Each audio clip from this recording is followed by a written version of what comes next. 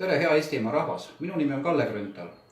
Lõppenud Riigikogu valimised ning väljas laiutav suur kevad on tekitanud olukorra, kus ükski normaalne inimene ei taha enam poliitikast mõelda ega sellega tegeleda. Aga kahjuks tuleb siiski tegeleda, sest lähenemas on Europarlamendi valimised.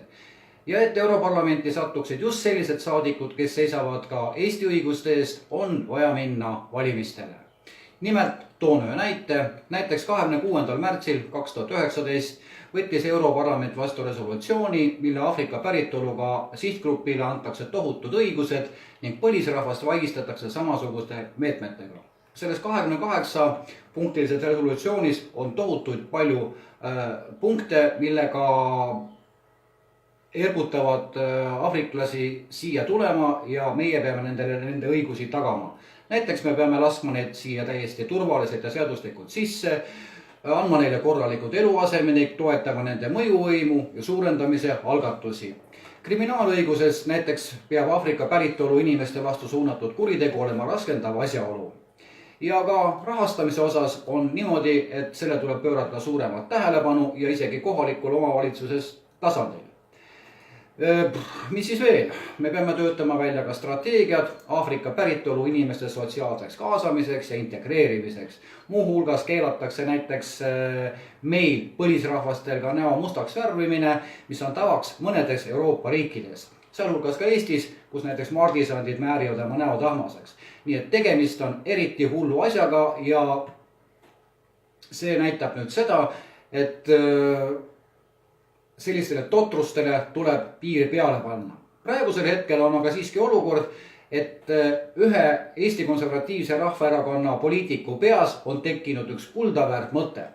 Ja seda head mõtet kannab Jaak Madison. Muide, Jaak Madison, kes kandideerib Euroopa Parlamendi valimistel, tuli välja geniaalse ideega.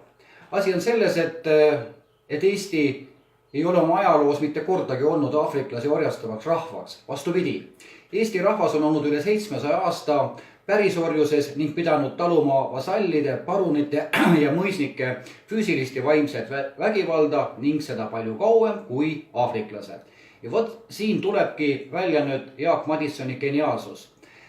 Tema mõte oli see, et meil on järelikult samasugune täielik õigus nõuda, et Euroopa Parlament käsitleks eestlasi ja aafriklasi võrdsetel alustel.